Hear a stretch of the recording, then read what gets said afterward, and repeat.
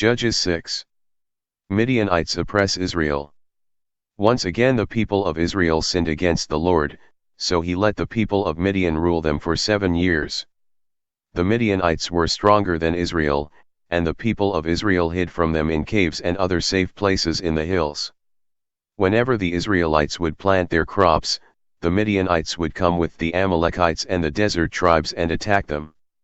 They would camp on the land and destroy the crops as far south as the area around Gaza.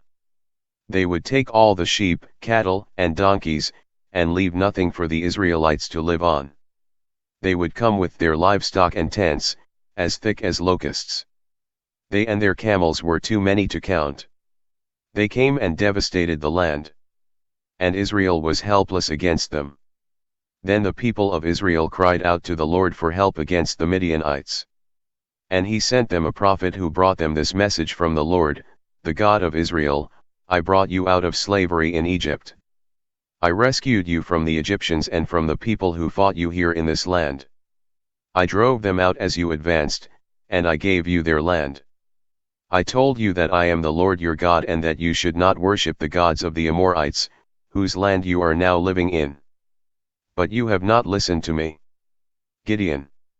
Then the Lord's angel came to the village of Ophrah and sat under the oak tree that belonged to Joash, a man of the clan of Abiezer. His son Gideon was threshing some wheat secretly in a winepress, so that the Midianites would not see him. The Lord's angel appeared to him there and said, The Lord is with you, brave and mighty man. Gideon said to him, If I may ask, Sir, why has all this happened to us if the Lord is with us? What happened to all the wonderful things that our fathers told us the Lord used to do, how he brought them out of Egypt? The Lord has abandoned us and left us to the mercy of the Midianites. Then the Lord ordered him, Go with all your great strength and rescue Israel from the Midianites. I myself am sending you. Gideon replied, But Lord, how can I rescue Israel? My clan is the weakest in the tribe of Manasseh, and I am the least important member of my family. The Lord answered, You can do it because I will help you. You will crush the Midianites as easily as if they were only one man. Gideon replied, If you are pleased with me, give me some proof that you are really the Lord. Please do not leave until I bring you an offering of food. He said, I will stay until you come back. So Gideon went into his house and cooked a young goat and used a bushel of flour to make bread without any yeast. He put the meat in a basket and the broth in a pot, brought them to the Lord's angel under the oak tree, and gave them to him. The angel told him, Put the meat and the bread on this rock, and pour the broth over them. Gideon did so. Then the Lord's angel reached out and touched the meat and the bread with the end of the stick he was holding. Fire came out of the rock and burned up the meat and the bread.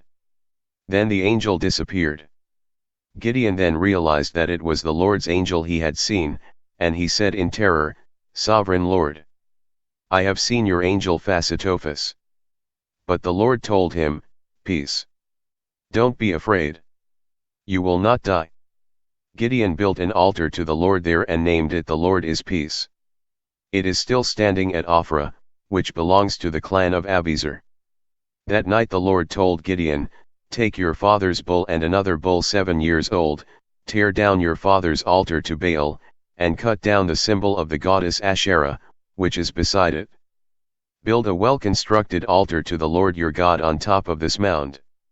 Then take the second bull and burn it whole as an offering, using for firewood the symbol of Asherah you have cut down. So Gideon took 10 of his servants and did what the Lord had told him. He was too afraid of his family and the people in town to do it by day, so he did it at night. Gideon destroys the altar of Baal. When the people in town got up early the next morning, they found that the altar to Baal and the symbol of Asherah had been cut down, and that the second bull had been burned on the altar that had been built there. They asked each other, Who did this?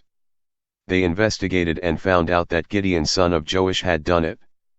Then they said to Joash, Bring your son out here, so that we can kill him. He tore down the altar to Baal and cut down the symbol of Asherah beside it. But Joash said to all those who confronted him, Are you arguing for Baal? Are you defending him? Anyone who argues for him will be killed before morning. If Baal is a god, let him defend himself. It is his altar that was torn down. From then on Gideon was known as Jerubbaal, because Joash said, let Baal defend himself, it is his altar that was torn down.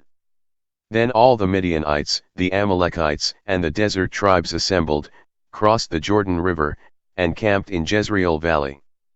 The Spirit of the Lord took control of Gideon, and he blew a trumpet to call the men of the clan of Abiezer to follow him. He sent messengers throughout the territory of both parts of Manasseh to call them to follow him. He sent messengers to the tribes of Asher, Zebulun, and Naphtali, and they also came to join him. The sign of the fleece. Then Gideon said to God, you say that you have decided to use me to rescue Israel. Well, I am putting some wool on the ground where we thresh the wheat. If in the morning there is dew only on the wool but not on the ground, then I will know that you are going to use me to rescue Israel. That is exactly what happened. When Gideon got up early the next morning, he squeezed the wool and wrung enough dew out of it to fill a bowl with water. Then Gideon said to God, don't be angry with me, let me speak just once more. Please let me make one more test with the wool. This time let the wool be dry, and the ground be wet. That night God did that very thing. The next morning the wool was dry, but the ground was wet with dew.